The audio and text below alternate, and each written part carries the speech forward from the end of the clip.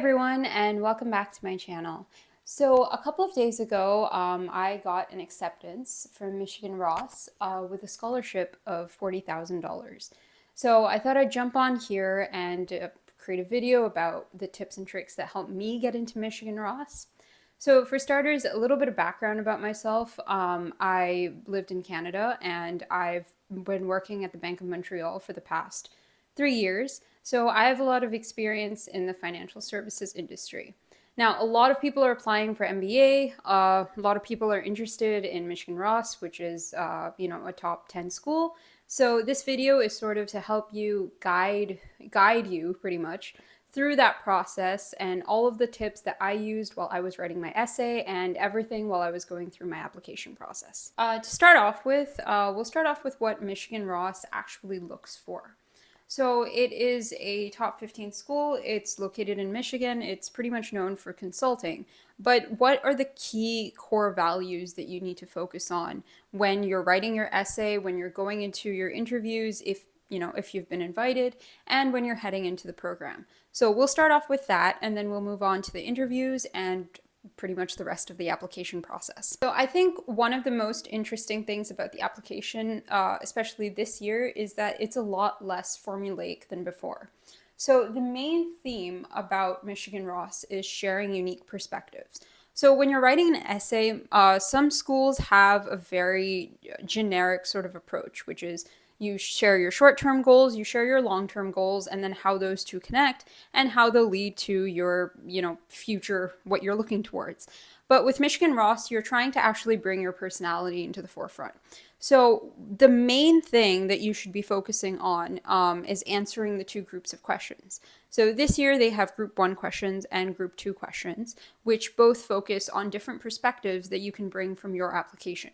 So this isn't just about what job experiences you've gone through, but also to highlight your personal experiences and how those will play into the classroom. The main thing that they're kind of looking at is how you'll contribute to the classroom. You can have a bunch of people from, let's say, investment banking, or a bunch of people from consulting, but how do you differentiate yourself from other people who are in investment banking who've been doing the same stuff that you've been doing, maybe in a different country? What is something that is so unique about you that you can bring to the classroom that nobody else can bring? And that is something that Michigan Ross is looking for. So Ross has 2 main groups of questions. You can answer 3 questions from group 1 or 3 questions from group 2. Now in this video, I will be answering the questions that I answered, which were from group 1. So the question that I answered in my application to Michigan Ross were, I want people to know that I was challenged when and I had to pick one thing from my resume and explain it. So these questions, they're about 250 words. They're not very lengthy. So you have to be very clear, you have to be very concise, and you have to get to the point. Basically, Michigan Ross is asking you to essentially brag about your achievements. They're literally asking you that. They are asking you to pick one thing from your resume and see how it highlights as opposed to the rest of your application. So in the next section or so, I will get into my essays and what I wrote so that I can provide sort of an example which might help you out in your application when you're applying to Michigan Ross. I actually brought my laptop over here so that we could read the first essay together. The first essay is, I want people to know that Let's jump into it. Let's get started.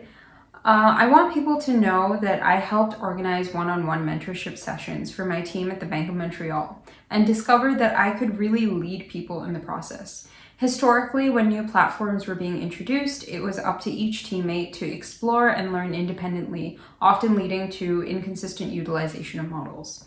To avoid these frequent issues, I convinced the leadership team to let me create and lead training workshops.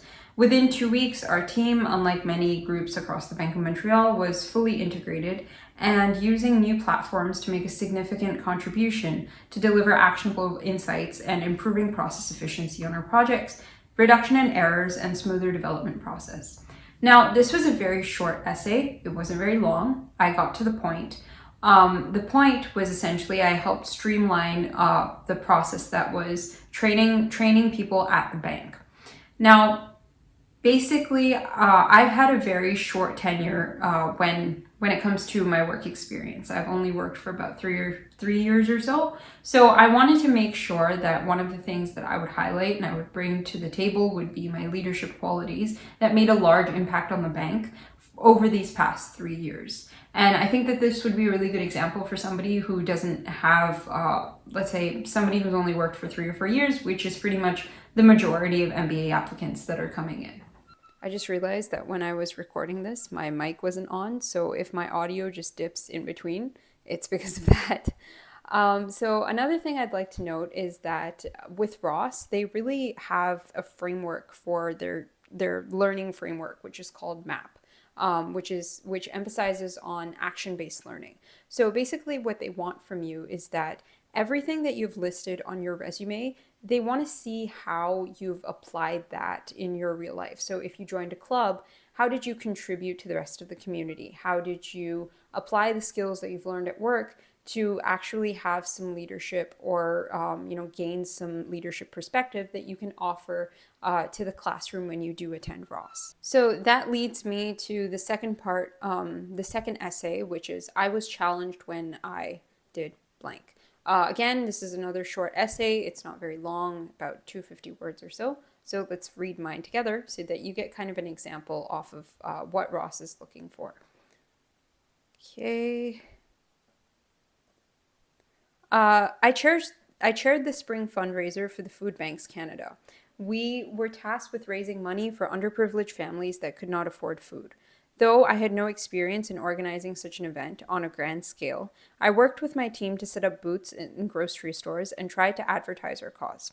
We promoted our cause on Instagram and even went door to door to hand flyers. We raised over $3,000, and this experience taught me the importance of community and taking initiative. Since then, I've taken on more challenges, including running financial mentorship workshops for high school in collaboration with the largest NGO in Canada. I'm not afraid of a challenge, and I'm willing to put in the work to reach a goal. So this was very short again, but it basically talked about the time when I collaborated with Food Banks Canada and worked as a mentor for their spring fundraiser to help raise funds for underprivileged families for the food bank. So basically, I took those skills, I put them into action, and then I also mentioned a little bit about how I use those same skills that I did as an extracurricular and my career, and also organizing financial mentorship workshops.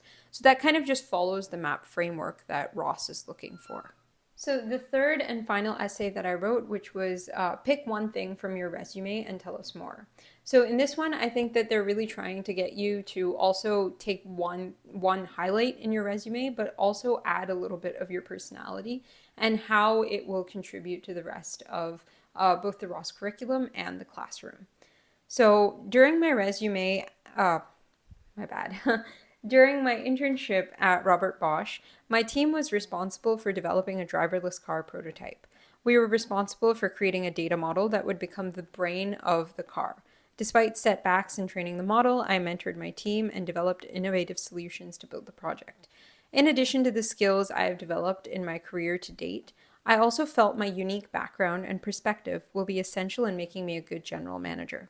That is also a big factor in my decision to apply to Ross, where I can bring in my need for collaboration and my ability to lead with empathy to a class full of people sharing who they are and how they see the world. So I feel like that really ties in both the skills that I've learned at work and also my personality as a whole. That's all that I have to say about the Ross application, and especially with my application. The interview process that I got was pretty straightforward. The interviewer mostly asked me about my short-term goals and my long-term goals and what I was looking forward to when I'd be moving to Michigan, or if I got an admit. Unfortunately, I will not be taking Ross's offer, and I will be moving to Cornell. So if you guys have any questions regarding the MBA process, any specific interview questions that I was asked, or any general questions that you want to ask me, please leave them in the comments below, and I'll try my best to get back to you.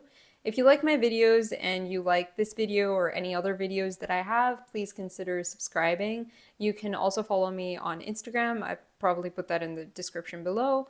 And I look forward to making more videos and seeing you guys again. So bye. Thank you for watching.